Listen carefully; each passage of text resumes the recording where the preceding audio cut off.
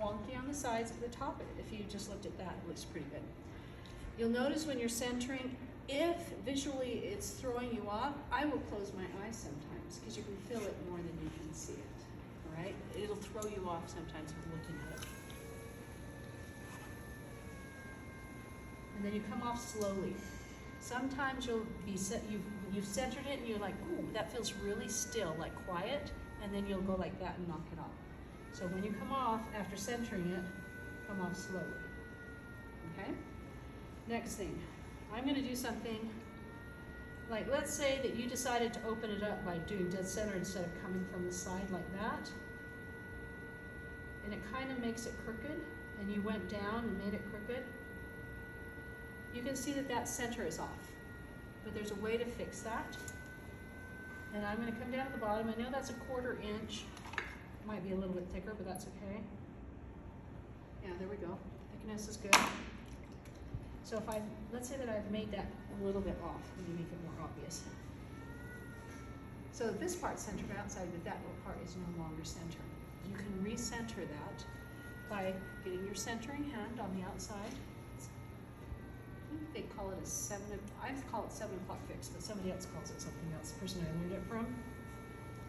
I'm just gonna compress this inside part against my outside hand and fix that, or it's going kind of crazy. I made this push up a little bit, but you can push that way back down. And now it's recentered, that center part, by doing that. So your hand's at 7 o'clock, but when you center, all right. If you gouge it, it's all right, just flatten it out. I'm gonna compress the bottom just with my finger. Center to like 3 o'clock and out. It's 4-finger width. It's nice and flat. I just am making sure that that bulbous part is flat before I start my pull, but it's just compressing. It's a little dry on the center, add a little water. Okay, now when I come in, you can see that I've created this ridge. When I'm there, I'm gonna maintain that distance as I start sliding upwards. Because if you start to panic, and it's okay if you do, I want you to panic and make accidents happen. Let's say that you increasingly make that distance smaller, like you make it smaller, smaller, smaller, you might pinch it off.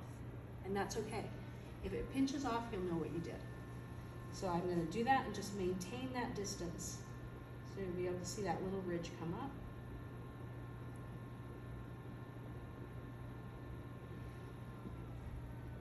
If you made the opening off center and didn't fix it, at this stage you'll start to notice that one side of your pot is thicker than the other, that one side's thinner.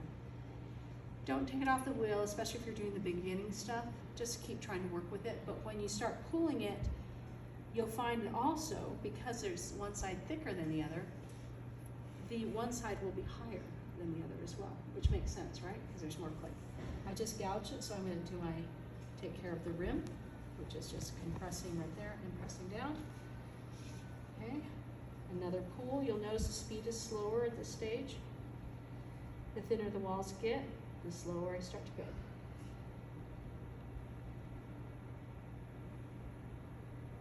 And it's tapered in, stronger shape.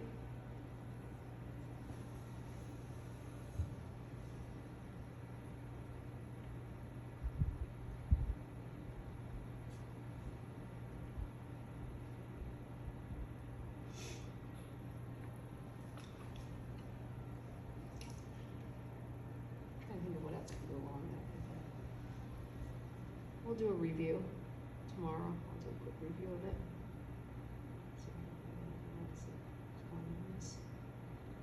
When you saw this one, the first one I did, the walls were about 1/4 inch thick. That's like the ideal.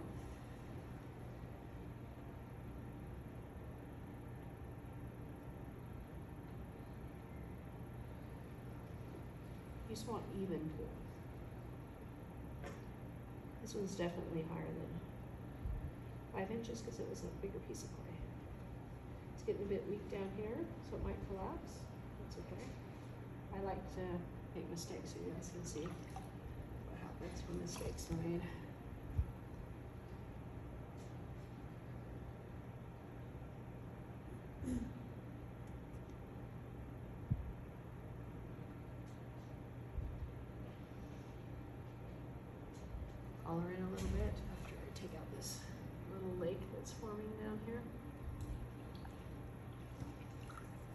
You have to rinse it out sometimes because it gets so full of slip it doesn't absorb much anymore. Okay. Take care of that. Flatten it out. You can see the throwing rings quite well. They're very well defined. Don't let them get further apart than that. Let it dry.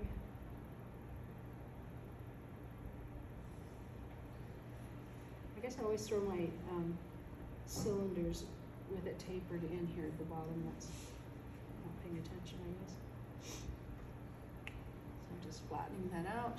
Take care of the rim. So you can use this if you want it really flat. It's kind of like collaring it in. Oops, it's a little dry.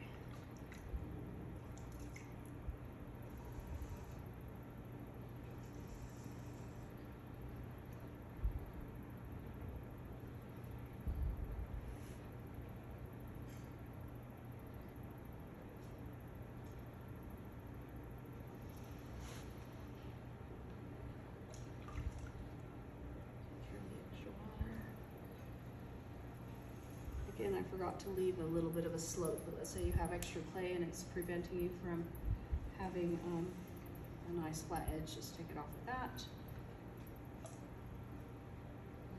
Damage the rim a little bit, so I need to fix it. Now I'm going to take off the slip here. That way when you pick it up, you won't leave fingerprints all over it.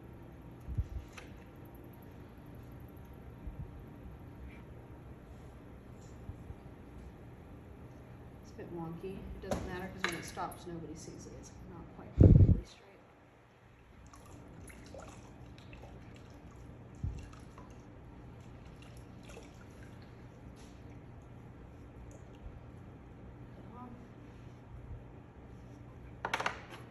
This is the last one I'm going to throw, and then I'm going to show you how to take care of cleaning up the wheel. It usually takes me about 7 minutes to clean up the wheel. Might take you longer in the beginning, but just so you know, time-wise, what you're looking at, I would give yourselves at least 10 minutes to clean up after working. So, I'm going to take this extra slip off, wipe it on my towel. I did get a bit messy with my towel today. I'm just going to keep half of this. Because it's still attached to the wheel, it's easier if I come here first and then come. This one's not going to be as flat, but it's pretty even. Okay, so I can keep that one. I'll just put it down here like that until it gets leather hard.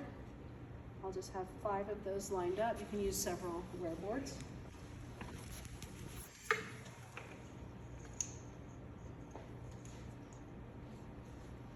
I'll just take this one off, recycle that one. It kind of hurt. You have to make sure that nothing's precious to you. So it's a lot of work in the beginning, and then you just feel like everything's precious because it took so much time. Now to get the wheel cleaned up,